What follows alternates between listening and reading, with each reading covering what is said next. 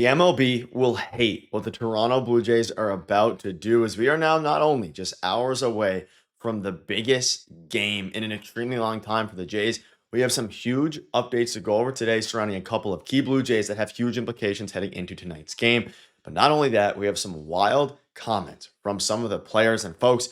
We also have John Schneider getting emotional surrounding not only the season, but just the upcoming game tonight. A ton to go over. You're going to want to stay tuned till the end of it all. But before we get into it, if you're a part of the percentage who aren't subscribed to the channel, folks, this is the place to be for Daily Jays content. We're super close to 20,000 subscribers. Your guys' support all season long has been unbelievable. We are at the point of the season where this is it, right? This is their moment. This is our moment as fans to enjoy. So make sure to hit the subscribe button if you've been enjoying the daily content over here every single day this year and every single day for the past 3 or so years. But over that, folks, let's dive right into it. Ton to go over today. I want to start with a pretty big update surrounding George Springer. So after the game, he says he knew on the plane back from Seattle that he'd play in Game 6. It kind of is what it is at this point. I'm going to go. If I can walk, I can go. It doesn't matter. I'm going to be out there with the boys. And he was also asked following the game yesterday also about will he be available, and he said he will be. So we're going to see George Springer in the lineup tomorrow night.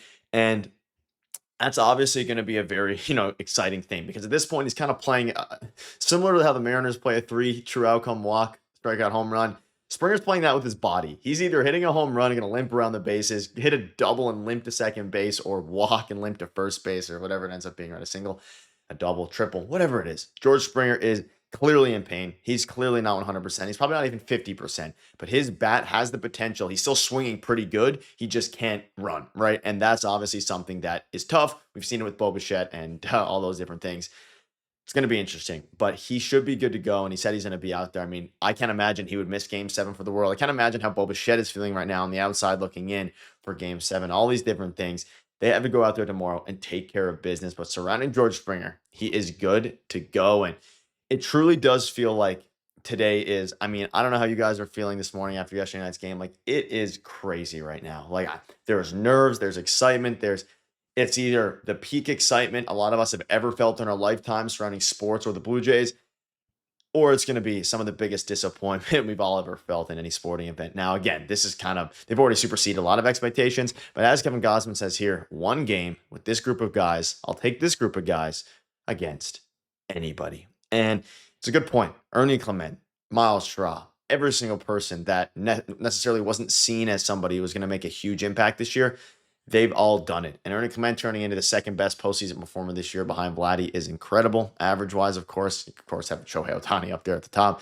Truly incredible. And I want to take a minute now to dive into some comments from John Schneider because I was hard on him. Everybody was hard on him. The media was hard on him about his decision with Brendan Little. People aren't really thinking about that right now. They washed it away a little bit in their minds. Now, again, Jeff Hoffman, they used him yesterday. He was an absolute beast. We'll have an update on him as well and the availability for other players going forward. But John Schneider was asked about what his emotional state is, and he was very candid and got pretty emotional with this. So I want to dive into it here, and I'm going to read most of it because it's very interesting, and this really sets the table well for the game tonight. He was asked specifically about his emotional state following, of course, the Brendan Little appearance, I believe, but also what it was like with Trey Savage with the bases loaded at Cal Raleigh. Not great, I feel like we've run into that a little bit in this postseason, referring to Cal Raleigh with the bases loaded. Whether it's Aaron Judge or Cal Raleigh with the bases loaded, I said it before, man. I have so much confidence in every guy, in every guy on this team. Trey in that situation talked about how he grew up a lot in that moment to make pitches, to get over, cover first, not screw it up. Shows exactly who he is. At the bottom, he was candid here. And, of course, he talked about who Trey Savage is and who we think he is. He's an animal, right? He's a beast. But my emotional state, and this is from John Schneider, has been a freaking mess for months, man. To be honest with you, I'm calling it what it is. This is fun. I can't wait for I wish we were playing right now. But, yeah, man, it's part of it. And you never know who is going to come out on the right side or the wrong side of it. Today we did. We got a job to do tomorrow. We got a job to do. We have to do it again tomorrow. Sorry. So, folks, he got pretty candid here. And he's talking about how his emotional state has been a mess. I can't imagine, all the pressure. 14 million people watching on, Sportsnet, whatever it is. It's crazy. And obviously, we're all hard on him. I'm hard on him. And I'm sure a lot of you guys in the comments will still be after this. But at the end of the day, he is a human. And he has a lot of tough decisions to make. And all of those won't matter if he comes out and he manages a good game tonight. And obviously, we all feel the pressure as fans, and he obviously is feeling it too. Every time they panned to him, there wasn't a smile the whole night. There were some fist bumps with the double plays, but it was all keeping his emotions in check, and his face was redder than ever because he knows how much pressure there was in that game. They got it done, and ultimately they did so. in very exciting fashion. Now, do I want to see them go through having to get out of 2 double plays through bases loaded tonight? No, I don't want to see them load the bases once tonight. I just don't want to see it happen. But if it has to go that way, boy, oh boy, do I hope it goes the right way. And you can see here, it is going to be, by the way, Shane Bieber versus, I said Luis Castillo in the last video. It is Shane Bieber versus Bryce Miller, with everybody available out of the pen for Seattle and everybody available out of the pen for Toronto. If somebody had told me in March that Shane Bieber would be starting Game 7, yes, let's think back to March. It told me that had told me in March, Shane Bieber was starting Game 7 in Toronto for the Blue Jays with a spot in the World Series in the line. Boy, I'd have a couple questions. Treasure and appreciate this, Jays fans. None of this happens very often. It's very special. And I want everybody to take a step back for a minute and truly just enjoy it. We're going to have, this video is going up early, 12 hours from the time this video is uploaded, about 11 hours, to really relish in the fact that this is a special team. And no matter what happens tonight, I don't want to loser post or loser think, I guess. I want this team to win, and I'd be disappointed if they don't. No matter what happens, this has been truly an incredible season, and just enjoy the moment. I'm sure a lot of you guys are watching it with your family, your friends, or you're watching it alone, whatever it is, right? And with people online. It's been such an incredible journey to see this team go.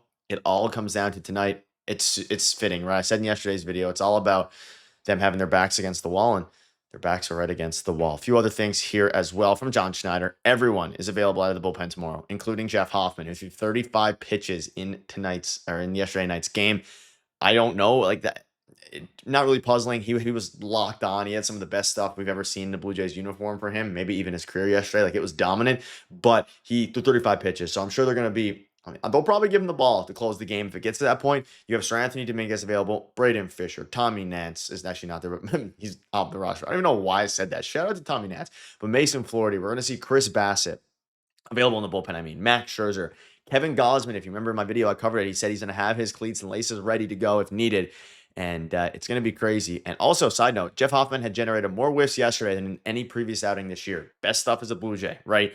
Absolutely crazy. And folks, enjoy it, right? Ultimately, enjoy the moment. We saw an incredible Trey Savage appearance to go from low A ball, where we covered him here on the channel, or I did rather, every single day, right? And you guys watched along.